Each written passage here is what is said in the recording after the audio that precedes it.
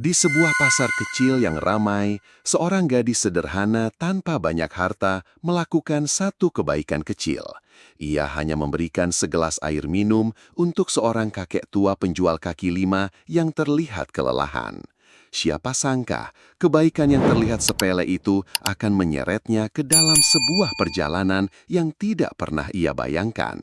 Perjalanan yang akan membawanya ke tempat misterius, membuka rahasia besar, dan mengubah hidupnya selamanya.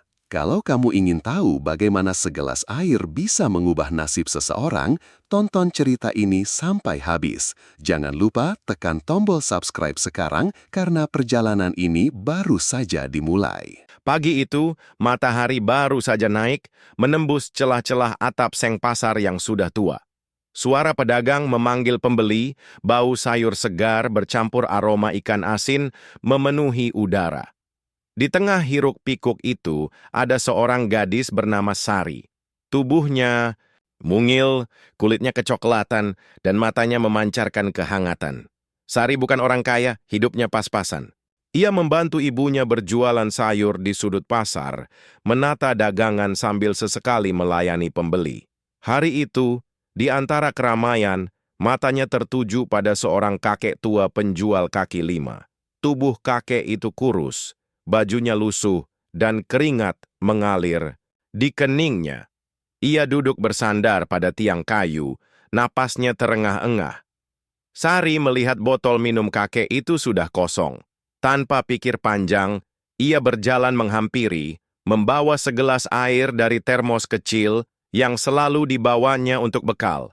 "Kek, minum dulu." "Panas sekali hari ini," ucap Sari lembut. Kakek itu menatapnya, seakan terkejut ada yang peduli. Dengan tangan bergetar, ia menerima gelas itu, meminumnya pelan-pelan. Senyum tipis muncul di wajahnya. "Terima kasih, Nak. Sudah lama sekali, tidak ada yang menawariku minum." Suaranya serak, namun hangat. Sari hanya tersenyum, lalu kembali ke lapak ibunya. Ia mengira kebaikan kecil itu akan berakhir di situ saja. Tapi tanpa ia sadari, tatapan kakek itu terus mengikutinya, seakan mengamati setiap gerak-geriknya. Hari mulai siang, pembeli pasar semakin ramai. Namun Sari merasa sesekali kakek itu menghilang dari pandangan, lalu muncul lagi di sudut berbeda. Ada rasa aneh yang sulit ia jelaskan, campuran antara penasaran dan sedikit waspada. Menjelang sore saat Sari dan ibunya bersiap pulang, kakek itu berdiri di depan mereka. Tatapannya tajam, tapi bukan mengancam. "Nak Sari, besok pagi datanglah ke tempat kakek. Ada sesuatu yang ingin kakek tunjukkan. Jangan bilang siapa-siapa," katanya pelan, lalu pergi begitu saja, meninggalkan tanda tanya besar di hati Sari. Hari itu, Sari tidak tahu bahwa langkah kecilnya memberi segelas air adalah awal dari perjalanan yang akan mengubah segalanya. Malam itu, Sari berbaring di ranjang bambu di rumahnya yang sederhana. Atapnya terbuat dari seng, dan suara hujan, rintik-rintik menetes melalui lubang-lubang kecil. Ia memikirkan kata-kata kakek itu. Mengapa ia harus datang besok pagi? Dan kenapa harus dirahasiakan? Ibunya, yang sedang menyiapkan dagangan untuk esok hari, sempat melihat Sari termenung. "Kenapa, Nak? Kok diam saja?" tanya ibunya. Sari hanya tersenyum tipis. "Enggak, Bu. Cuma capek." Ia memilih tidak bercerita. Entah kenapa hatinya mengatakan ia harus menyimpan ini sendiri. Pagi pun tiba. Pasar sudah mulai ramai. Sari datang lebih awal dari biasanya, sambil membawa dagangan. Namun kali ini, ia menyempatkan diri menuju lokasi yang ditunjuk kakek itu. Ternyata bukan di lapak dagangannya. Kakek itu berdiri di dekat sebuah gang sempit di ujung pasar, menunggunya. Begitu melihat Sari, kakek itu tersenyum. "Kamu datang." "Ikut kakek sebentar," ucapnya. Langkahnya pelan, namun pasti. Sari mengikutinya masuk ke gang itu. Udara di dalam terasa lebih dingin, aroma rempah bercampur bau tanah basah. Gang itu berakhir di sebuah rumah kayu tua yang Tampak nyaris roboh. Pintu kayunya sudah rapuh, catnya mengelupas, tapi dari dalam terdengar suara seperti air mengalir. Kakek itu membuka pintu perlahan. "Masuklah, Nak. Kakek mau tunjukkan sesuatu yang cuma sedikit orang tahu," katanya, sambil menatap mata Sari lekat-lekat. Begitu melangkah masuk, Sari tertegun.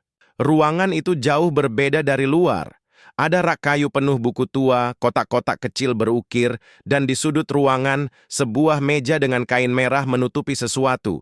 "Kamu pasti bertanya-tanya kenapa kakek memanggilmu," ujar kakek itu sambil membuka kain merah di meja. Namun sebelum kain itu terangkat seluruhnya, dari luar terdengar suara langkah kaki tergesa-gesa, seperti seseorang mendekat. Kakek itu buru-buru menutup kembali kainnya. "Sepertinya kita harus bicara lain waktu," bisik kakek itu, matanya terlihat cemas. Sari hanya berdiri terpaku. Ia merasa semakin hari, rasa penasaran ini berubah menjadi sesuatu yang jauh lebih besar dari sekadar kebaikan memberi segelas air. Setelah suara langkah kaki itu menjauh, kakek menarik napas panjang. "Nak Sari, ada hal yang ingin kakek percayakan padamu, tapi belum sekarang. Kamu belum siap," ucapnya pelan, seakan kata-katanya mengandung beban yang berat. Sari mengangguk, walau hatinya penuh pertanyaan. "Kenapa saya? Saya hanya gadis biasa, Kek," katanya lirih. Kakek tersenyum samar. "Justru karena kamu gadis biasa, kadang orang yang terlihat sederhana justru memegang kunci yang tak pernah disadarinya." Kata-kata itu membuat Sari semakin bingung, tapi sebelum ia bisa bertanya, kakek memberinya sebuah benda kecil, kalung dengan liontin bundar, permukaannya dipenuhi ukiran aneh. "Simpen ini baik-baik. Jangan kasih lihat siapapun. Kalau ada yang bertanya, bilang saja itu pemberian ibumu," pesan kakek itu. Matanya menatap tajam, seolah memastikan Sari mengerti betapa pentingnya benda itu. Sari menerima kalung itu, lalu pamit. Dalam perjalanan, kembali ke lapak ibunya, pikirannya kacau. Ia tidak pernah mendapat perhatian sebesar ini dari orang asing, apalagi seorang kakek yang baru dikenalnya kemarin. Hari itu, pasar berjalan seperti biasa. Namun, Sari merasa beberapa orang memandangnya dengan tatapan berbeda. Ada yang berbisik-bisik, ada yang sengaja mengalihkan pandangan saat ia menoleh. Ia mencoba mengabaikan, tapi firasatnya berkata, sesuatu sedang mengintainya. Malamnya, di rumah, Sari menatap kalung itu lama sekali. Ukirannya seakan berkilau saat terkena cahaya lampu minyak. Dan anehnya, saat ia memegangnya terlalu lama, Sari merasakan hawa hangat merambat di telapak tangannya. Ia tidak tahu, mulai malam itu hidupnya tidak akan sama lagi. Ada rahasia besar yang kini ikut bernafas di setiap langkahnya. Dan rahasia itu sudah mulai mengundang perhatian orang-orang yang tidak seharusnya mengetahuinya. Pagi itu, Sari kembali ke pasar seperti biasa. Udara masih segar, embun belum sepenuhnya menguap, namun langkahnya terasa lebih berat. Kalung pemberian kakek itu disimpannya di dalam saku rok, tapi entah mengapa, ia merasa seperti benda itu punya beban sendiri. Saat tiba di lapak ibunya, Sari membantu menata sayuran, namun dari sudut matanya, ia menangkap pemandangan yang membuatnya merinding. Seorang pria asing berdiri di seberang jalan, menatapnya tanpa berkedip. Tubuhnya tinggi, pakaiannya rapi, tapi wajahnya datar tanpa ekspresi. Beberapa menit kemudian, pria itu menghilang di keramaian. Sari mencoba menenangkan diri, berpikir mungkin hanya kebetulan. Tapi sepanjang hari, ia terus merasa diawasi. Setiap kali ia mengangkat kepala, selalu ada sosok berbeda yang memperhatikannya dari kejauhan. Menjelang siang, kakek itu datang ke lapaknya. Namun kali ini, ekspresinya tidak seperti kemarin. Ia terlihat gelisah. "Nak Sari, kau masih simpan kalung itu, kan?" tanyanya buru-buru. Sari mengangguk. "Iya, Kek. Kenapa?" Kakek itu menatap ke sekeliling, memastikan tak ada yang mendengar. "Mulai sekarang, jangan pernah lepaskan dari tubuhmu. Dan hati-hati dengan orang yang memakai cincin perak di tangan kirinya. Mereka bukan orang baik." Sari terkejut. "Siapa mereka?" Kakek itu hanya menggeleng. "Nanti kamu akan tahu." Lalu ia pergi terburu-buru, meninggalkan Sari dengan rasa was-was yang semakin menjadi-jadi. Sore harinya, saat pasar mulai sepi, Sari berjalan pulang sendirian. Dari kejauhan, ia mendengar langkah kaki mengikuti. Cepat, tapi teratur. Ia mempercepat langkahnya. Namun ketika menoleh, ia melihat seorang pria berjas abu-abu dan di tangan kirinya berkilau sebuah cincin perak. Langkah Sari makin cepat, namun langkah pria berjas abu-abu itu terdengar makin mendekat. Udara sore yang biasanya terasa hangat kini berubah menjadi dingin menusuk. Jalanan menuju rumahnya sepi, hanya deretan pohon dan rumah-rumah tua yang berjajar. Sari mencoba menenangkan diri. Mungkin dia cuma lewat, pikirnya. Tapi suara, langkah itu tak juga menjauh. Ia menoleh sekali lagi. Pria itu kini hanya berjarak beberapa meter darinya, dan tatapan matanya tajam, seperti sedang menilai buruannya. Dengan panik, Sari membelok ke gang kecil, berharap bisa memotong jalan. Namun gang itu buntu. Nafasnya memburu, ia berbalik. Pria itu sudah berdiri di pintu gang. Tangannya merogoh saku jasnya perlahan. "Kalung itu, berikan padaku." Suaranya rendah namun tegas. Sari terkejut, jantungnya berdegup keras. "Kalung apa?" "Saya tidak mengerti," jawabnya, mencoba menahan suara agar tidak bergetar. Pria itu melangkah maju. Senyumnya tipis tapi menakutkan. "Kau mengerti? Berikan sebelum orang lain datang." Saat pria itu mengulurkan tangan, tiba-tiba terdengar suara keras dari ujung gang. "Sari, cepat sini!" Ternyata kakek tua itu berdiri di sana. Matanya tajam menatap pria berjas. Pria itu berhenti menatap kakek itu dengan tatapan penuh tantangan. Ada ketegangan aneh di antara mereka, seperti dua orang yang sudah lama saling mengenal. Kakek itu melangkah ke depan, berdiri di antara Sari dan pria tersebut. "Pergi! Dia bukan urusanmu," kata kakek itu dingin. Pria berjas hanya tersenyum samar, lalu berbalik pergi, meninggalkan bayangan ancaman yang tak terhapus dari benak Sari. Kakek menatap Sari serius. "Mulai malam ini kamu tidak boleh sendirian. Mereka sudah menemukanmu." Malam itu, hujan deras mengguyur desa. Sari duduk di ruang tamu rumah kakek, mencoba mengeringkan rambutnya dengan handuk. Kakek berjalan mondar-mandir, wajahnya tegang. Siapa orang itu? Kenapa dia menginginkan kalung ini?" tanya Sari akhirnya, memegang liontin yang kini tergantung di lehernya. Kakek menghentikan langkahnya, menatap Sari lama sekali. "Mereka, kelompok yang sudah lama mengincar sesuatu yang ada di dalam kalung itu. Bukan perhiasan biasa, ini kunci." Sari mengernyit. "Kunci untuk apa?" "Kunci untuk membuka sebuah tempat. Tempat yang dulu membuat keluargamu hancur." Jantung Sari berdegup keras. "Keluargaku? Maksudnya apa?" Kakek menarik napas panjang. "Ayahmu bukan petani seperti yang kau tahu. Dia pernah bekerja untuk orang-orang berbahaya. Dan kalung ini adalah warisan yang seharusnya tidak pernah sampai ke tangan mereka." Suara petir menggelegar, membuat Sari tersentak. Hujan makin deras, dan di luar terdengar derit pagar. Kakek menoleh ke jendela. Dalam kegelapan, siluet dua orang berdiri di luar pagar rumah. Kakek mendekat ke Sari, berbicara pelan tapi tegas. "Kalau mereka masuk, lari lewat pintu belakang. Jangan berhenti. Pergi ke rumah Bu Samin di ujung desa. Katakan kata sandi ini, langkah 13. Suara ketukan keras di pintu terdengar. Sari menggenggam kalungnya erat, matanya menatap. Kakek dengan rasa takut. Ketukan itu berubah menjadi hentakan. Seseorang mencoba mendobrak masuk. Pintu rumah kakek bergetar hebat saat dihantam dari luar. Sari berdiri mematung, napasnya tersengal. Kakek mendorongnya ke arah pintu belakang. "Pergi sekarang! Ingat kata sandinya!" Sari menelan ludah, lalu berlari menembus dapur sempit. Suara kayu pecah terdengar dari ruang depan. Orang-orang itu sudah masuk. Begitu pintu belakang terbuka, hujan dingin langsung membasahi seluruh tubuhnya. Jalan setapak licin, tapi Sari berlari sekuat tenaga. Di belakangnya, terdengar teriakan dan langkah kaki yang semakin mendekat. Petir menyambar sesaat, menerangi wajah salah satu pengejarnya, pria berjas abu-abu dengan cincin perak. Tatapan matanya menusuk punggung Sari seperti bayangan yang tak mau lepas. Sari menyeberangi halaman rumah-rumah warga, melewati pagar bambu, dan masuk ke jalan sempit di antara kebun pisang. Napasnya memburu, dadanya terasa perih, tapi ia terus berlari.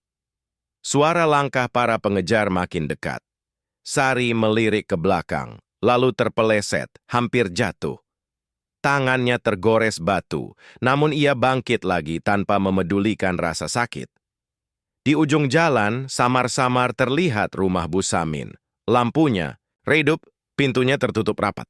Sari menghampiri dan mengetuk dengan terburu-buru. Dari dalam terdengar suara wanita tua. "Siapa di luar sana?" "Bu Samin." "Langkah 13, teriak Sari.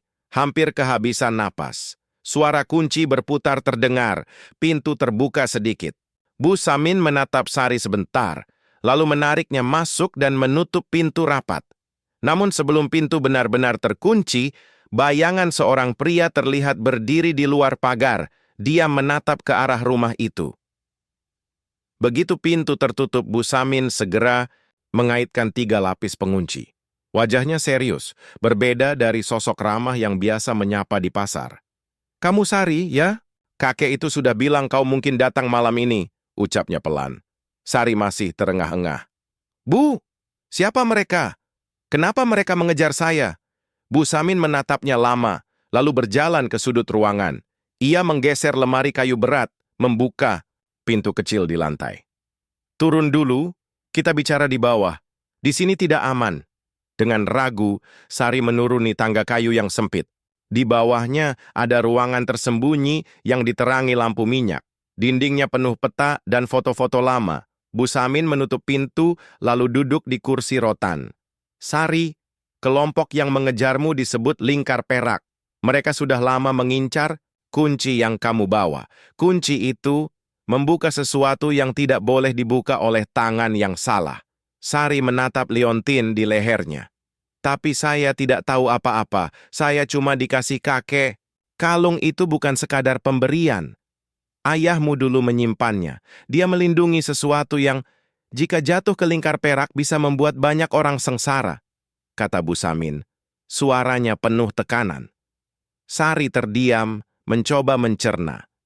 Ingatan tentang ayahnya yang meninggal saat ia masih kecil muncul lagi. Ia selalu percaya ayahnya hanya petani biasa. Tiba-tiba, suara ketukan keras terdengar di atas. Lalu, suara laki-laki yang tegas. "Bu Samin, kami tahu dia ada di sini." Wajah Bu Samin memucat. Ia meraih sebuah kotak kecil dari rak. "Sari, simpan ini bersama kalungmu. Kalau aku bilang lari, kau lari, jangan menoleh." Ketukan berubah menjadi hentakan. Debu beterbangan dari langit-langit. Pintu di atas mulai retak. Suara kayu pecah memecah kesunyian. Dari celah di lantai, Sari bisa melihat sepatu bot hitam menginjak lantai rumah Bu Samin. Ada lebih dari 2 orang. Bu Samin memberi isyarat dengan jarinya di bibir, lalu menunjuk ke sudut ruangan bawah tanah. "Sembunyi di sana," bisiknya. Sari berjongkok di balik tumpukan karung beras. Napasnya pelan, mencoba meredam rasa panik.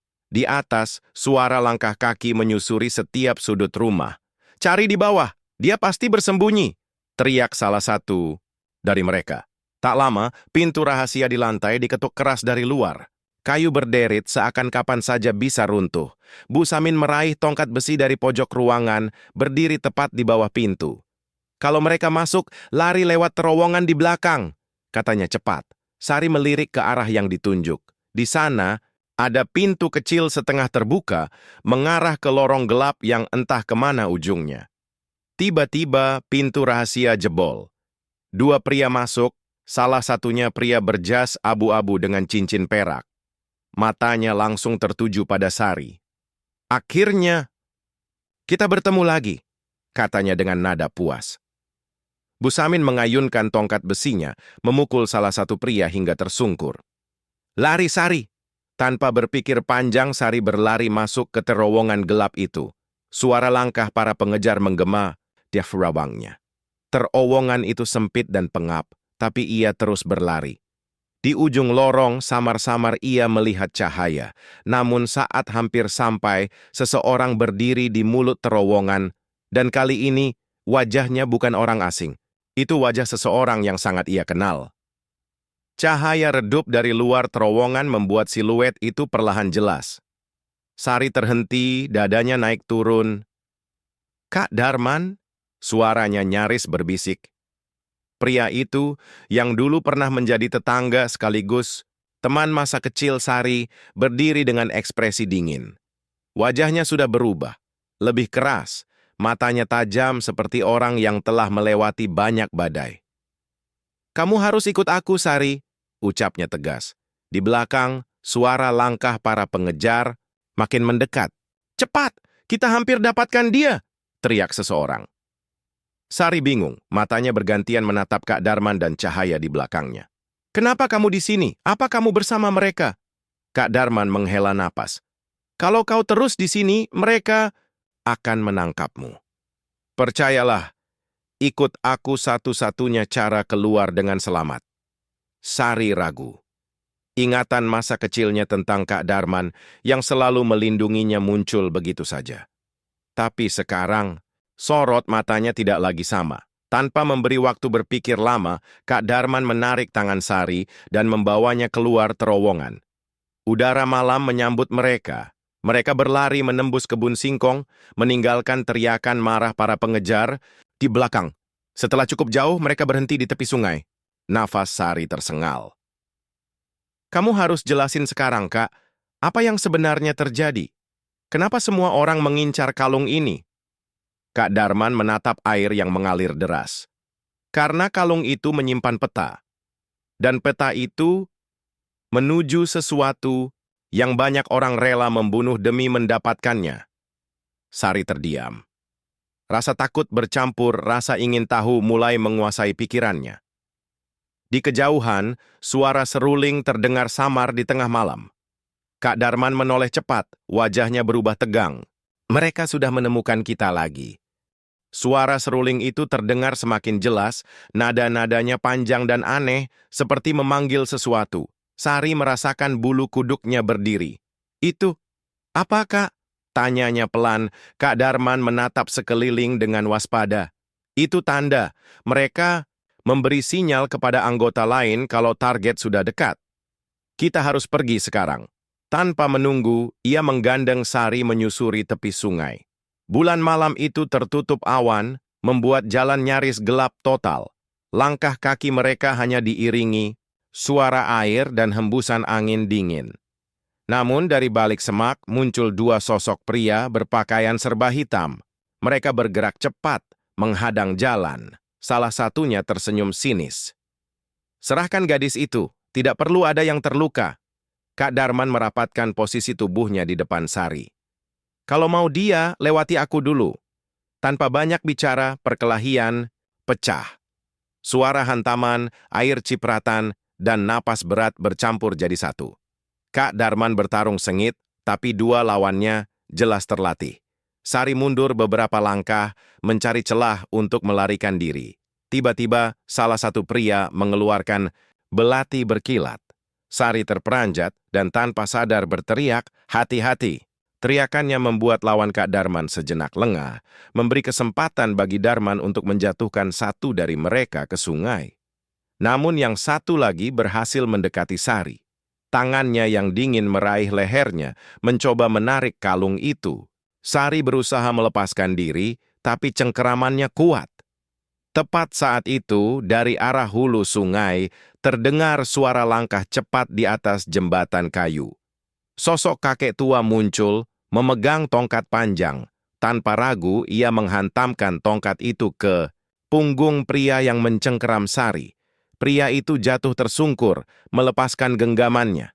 Kakek menatap Sari dengan wajah penuh kekhawatiran. "Kita sudah kehabisan waktu, saatnya pergi ke tempat yang sebenarnya." Kakek itu memimpin langkah, membawa Sari dan Kak Darman menembus jalan setapak yang jarang dilalui orang. Udara dini hari terasa dingin menusuk dan suara hutan mulai terdengar jelas, serangga, burung malam, dan gemerisik dedaunan. Sari menggenggam kalungnya erat, matanya tak lepas dari punggung kakek. Tempat yang sebenarnya itu di mana? Kakek menoleh sekilas, sorot matanya serius. Tempat ini hanya bisa dimasuki oleh orang yang membawa kunci, dan hanya kamu yang bisa membawanya ke sana dengan selamat. Kak Darman menimpali, suaranya rendah. Kalau kita berhasil, semua ini akan berakhir. Tapi kalau gagal, mereka akan mendapatkan sesuatu yang tidak seharusnya dimiliki manusia. Setelah berjalan hampir 1 jam, mereka tiba di sebuah tebing tinggi. Di bawahnya mengalir sungai deras, dan di seberang ada sebuah gua besar yang pintu masuknya hampir tertutup rimbunan akar pohon. Disitulah tempatnya, kata kakek. Gua itu tidak ada di peta. Bahkan penduduk desa pun menganggapnya hanya legenda. Tiba-tiba terdengar suara ranting patah di belakang mereka. Dari semak-semak muncul 6 orang berbaju hitam dipimpin pria berjas abu-abu dengan cincin perak. Senyumnya lebar, tapi matanya dingin. Bagus. Kalian sudah melakukan separuh pekerjaan kami. Sekarang serahkan gadis itu dan kuncinya. Sari mundur selangkah, jantungnya berdegup kencang. Kak Darman berdiri di depannya, sementara kakek mengangkat tongkatnya siap bertarung. Pria berjas abu-abu itu melangkah maju, suaranya pelan namun mengancam. Kalau kalian pikir bisa lolos, kalian salah besar. Malam ini, semuanya akan berakhir di sini.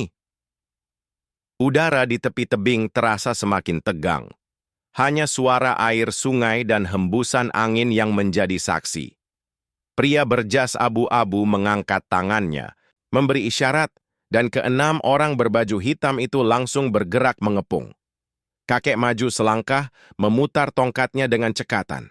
Selama aku masih berdiri, kalian tidak akan menyentuhnya, teriaknya. Pertarungan pun pecah. Suara kayu menghantam, teriakan, dan dentingan logam memenuhi udara. Kak Darman menangkis pukulan lawan, lalu membalas dengan tendangan yang membuat salah satu dari mereka terhuyung. Sari mundur ke arah mulut gua, berusaha menjauh dari pertempuran. Namun pria berjas abu-abu justru menghampirinya. Gerakannya tenang tapi mengancam. Kau tidak mengerti, Sari.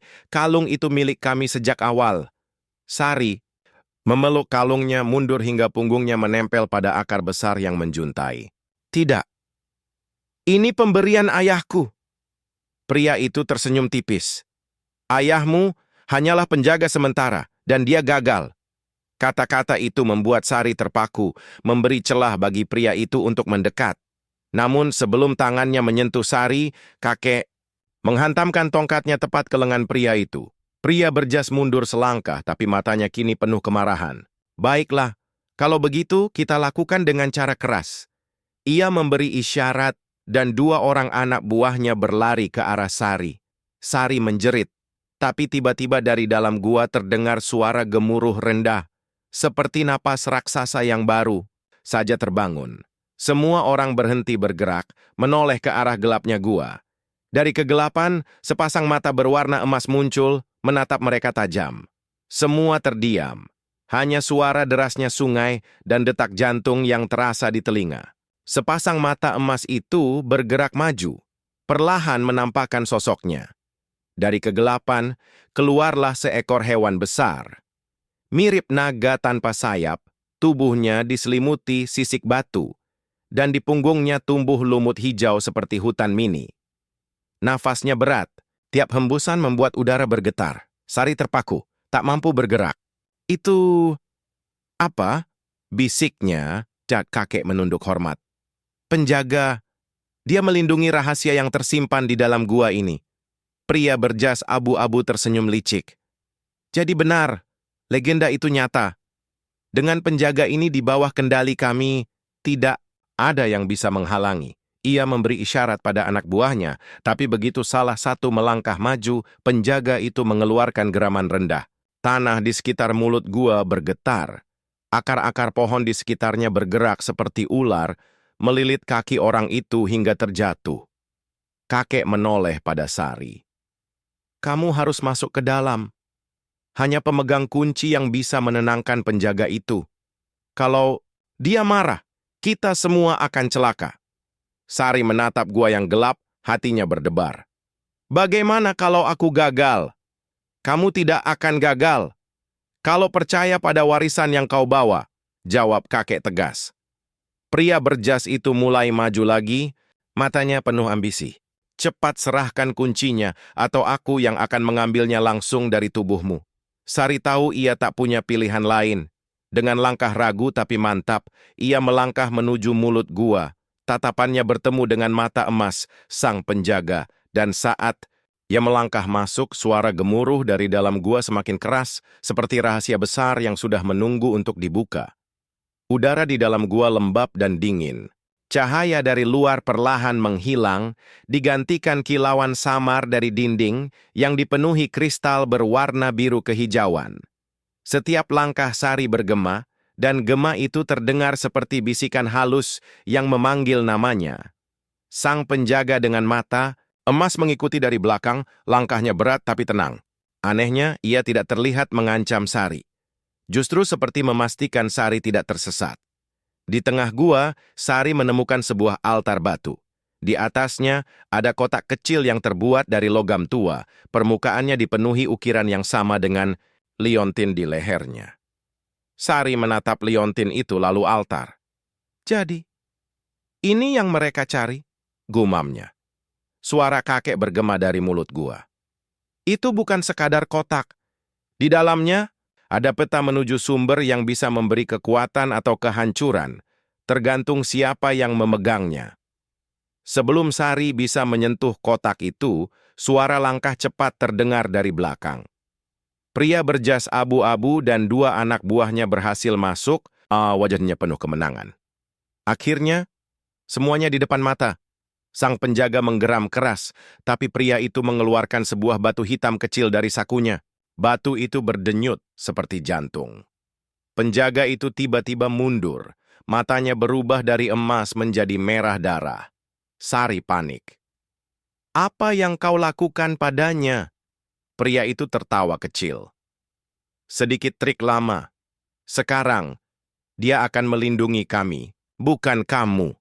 Penjaga itu mulai melangkah ke arah Sari, kali ini dengan gerakan mengancam.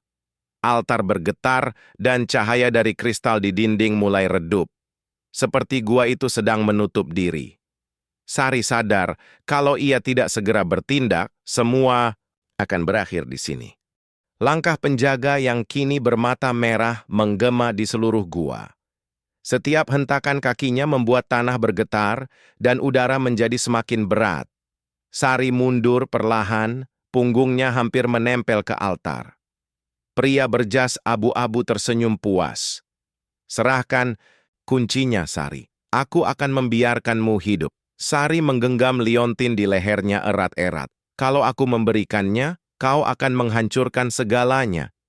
Tidak menghancurkan, jawab pria itu dingin. Aku akan menguasai, dan itu jauh lebih buruk bagimu. Kakek berteriak dari mulut gua. Suaranya serak. Sari, ingat pesan ayahmu. Kunci itu hanya akan tunduk pada hati yang tidak menginginkan kuasa. Kata-kata itu membuat Sari menutup mata sejenak. Nafasnya gemetar, tapi pikirannya mulai jernih. Ia menatap sang penjaga yang semakin mendekat, lalu liontin di tangannya. Dengan cepat, Sari melangkah maju ke altar dan memasukkan liontin ke celah di kotak logam. Kotak itu mengeluarkan cahaya terang yang menyilaukan. Penjaga itu menghentikan langkahnya, matanya berkedip, warna merahnya perlahan memudar. Pria berjas berteriak marah, berusaha meraih kotak itu. Tapi sebelum tangannya menyentuhnya, cahaya meledak seperti gelombang, mendorongnya dan anak buahnya terlempar ke dinding gua. Penjaga itu kini berlutut di depan Sari, matanya kembali berwarna emas. Suara beratnya terdengar jelas, meski mulutnya tidak bergerak. Kau memilih dengan benar, penjagaannya akan berlanjut. Namun sebelum Sari bisa bernapas lega, dinding gua mulai retak. Batu-batu berjatuhan. Kakek berteriak, cepat keluar, tempat ini akan runtuh. Sari meraih kotak itu dari altar, lalu berlari bersama penjaga menuju mulut gua, sementara gemuruh runtuhan semakin mendekat. Gua bergetar hebat, suara batu besar runtuh bergema di setiap sudut. Debu tebal memenuhi udara, membuat napas terasa sesak. Sari memeluk kotak logam itu erat-erat, sementara kakek dan Kak Darman berlari di depannya, mencari jalan keluar. Di belakang, pria berjas abu-abu yang terluka parah masih berusaha bangkit. Tatapannya penuh dendam saat melihat Sari membawa kotak itu. "Kau tidak akan membawanya keluar hidup-hidup," teriaknya. Ia memanggil dua anak buahnya yang tersisa, lalu mengejar. Langkah mereka terhuyung, tapi mata mereka dipenuhi tekad yang sama. Sang penjaga dengan mata emas bergerak cepat, menutup jalur di belakang Sari. Dengan raungan keras, ia memukul dinding gua, membuat batu besar jatuh, dan menutup sebagian jalan, memperlambat para pengejar. "Terus lari, Sari!" teriak kakek. Suaranya nyaris tenggelam oleh gemuruh runtuhan. Cahaya di ujung gua mulai terlihat. Harapan muncul, tapi jaraknya masih puluhan meter. Nafas Sari semakin berat, kakinya mulai lemas. Kotak di pelukannya terasa makin berat, seakan menambah beban setiap langkah. Tiba-tiba, salah satu anak buah pria berjas berhasil melompati reruntuhan dan hampir meraih bahu Sari. Namun Kak Darman berbalik cepat, menahan tubuhnya dan mendorongnya keras ke dinding gua. "Pergi! Aku akan menyusul!" teriaknya. Sari menoleh, matanya berkaca-kaca, tapi kakek menarik tangannya. "Kita tidak punya waktu!" Dengan sisa tenaga, Sari berlari keluar dari mulut gua. Begitu kakinya menginjak tanah luar, udara segar menyambut, tapi di belakangnya terdengar suara ledakan keras. Pintu gua tertutup sepenuhnya oleh batu besar. Sari terhenti memandang pintu gua itu. Kak Darman tidak terlihat. Debu dari runtuhan gua masih mengepul, menutup pandangan. Sari berdiri terpaku, matanya tak lepas dari pintu batu yang kini benar-benar tertutup. Nafasnya memburu, tapi bukan karena berlari, melainkan karena dada yang terasa sesak. "Kak Darman," bisiknya lirih, hampir tak terdengar. Kakek meletakkan tangan di bahu Sari. Dia membuat pilihan. Kadang yang kita cintai harus mengorbankan dirinya agar kita bisa terus berjalan. Suaranya tenang, tapi matanya menyiratkan kesedihan yang dalam. Sang penjaga berdiri di dekat mereka. Tubuhnya yang besar kini tampak tenang. Ia menunduk, lalu perlahan berjalan kembali ke arah hutan, menghilang di balik kabut tipis pagi itu. Sari menatap kotak logam di pelukannya. "Kek, semua ini untuk apa sebenarnya?" Kakek menarik napas panjang. Kotak itu menyimpan peta menuju sumber kekuatan yang telah dijaga selama ratusan tahun. Tugas kita bukan menggunakannya, tapi memastikan tidak ada orang yang bisa menyalahgunakannya. Sari mengangguk pelan, mencoba menerima kenyataan. Tapi di dalam hatinya ada rasa bersalah karena meninggalkan Kak Darman. Mereka mulai berjalan kembali ke desa. Langkah Sari terasa berat, setiap jejak di tanah seperti membawa kenangan akan suara runtuhan gua tadi. Di tengah perjalanan, kakek menatap Sari dan berkata, "Mulai sekarang, kau bukan lagi hanya seorang gadis penjual sayur. Kau adalah penjaga, dan itu akan mengubah segalanya."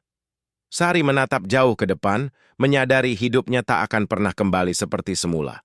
Namun sebelum ia bisa bertanya lebih banyak, di kejauhan terdengar bunyi seruling, nada yang sama seperti malam pengejaran itu. Langkah Sari dan kakek terhenti. Bunyi seruling itu terdengar jelas, melayang-layang di antara pepohonan. Nadanya sama persis seperti malam ketika mereka dikejar, lambat, panjang, dan dingin. Sari menatap kakek dengan mata penuh tanya. "Kek, bukannya mereka sudah..." Kakek menggeleng perlahan. "Tidak semua, ada yang lolos." Hening kembali menyelimuti, hanya suara seruling yang mengiringi perjalanan mereka.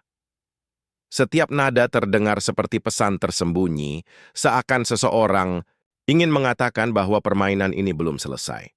Sesampainya di desa, mereka disambut beberapa warga yang cemas. Sari mencoba tersenyum, meyakinkan mereka bahwa ia baik-baik saja. Namun di balik senyum itu, pikirannya terus tertuju pada bunyi seruling tadi. Malamnya, Sari duduk di depan rumah, memandangi langit yang bertabur bintang. Kotak logam itu kini berada di pangkuannya, terasa hangat meski udara malam begitu dingin. Ia membatin, kalau ancaman ini belum berakhir, aku harus siap. Di sudut gelap halaman, sepasang mata memperhatikannya. Lalu perlahan, sosok itu mundur dan menghilang ke dalam bayangan. Pagi itu, udara desa terasa lebih tenang dari biasanya. Matahari perlahan naik, menembus kabut tipis di antara pepohonan. Sari berdiri di tepi sawah, memandangi hamparan hijau yang berkilau terkena embun. Di lehernya, kalung yang dulu hanya terasa seperti benda asing, kini menggantung dengan berat, tanggung jawab yang baru. Kakek berjalan mendekat, membawa tongkatnya. Mulai hari ini, hidupmu akan berbeda. Bukan lagi sekadar membantu ibu di pasar, tapi menjaga apa yang banyak orang rela mati untuk mendapatkannya. Sari menatap kotak logam di tangannya. Aku tidak tahu apakah aku siap, Kek. Tidak ada yang benar-benar siap. Tapi yang penting, kamu mau melindunginya, jawab kakek, sambil tersenyum tipis. Mereka berjalan bersama kembali ke desa. Warga menyapa, anak-anak berlari di jalan, dan seolah kehidupan kembali normal. Namun Sari tahu, di balik senyapnya hari, ada mata yang mengawasi. Malam harinya, Sari duduk di depan rumah. Bunyi jangkrik mengisi udara. Ia membuka kotak logam itu untuk pertama kalinya. Di dalamnya, terlipat selembar kain tua dengan peta yang samar. Sari menatapnya lama, lalu menutupnya kembali. Di kejauhan, di balik pepohonan, sosok pria berjas abu-abu terlihat sebentar, lalu menghilang ke dalam gelap, meninggalkan pertanyaan di benak Sari. Apakah ini benar-benar akhir atau hanya awal dari babak baru? Sari menarik napas dalam, memegang kalungnya erat-erat. Kalau memang ini takdirku, aku akan menjaganya. Di langit malam, bintang-bintang berkilau. Dan di suatu tempat yang jauh, bunyi seruling kembali terdengar.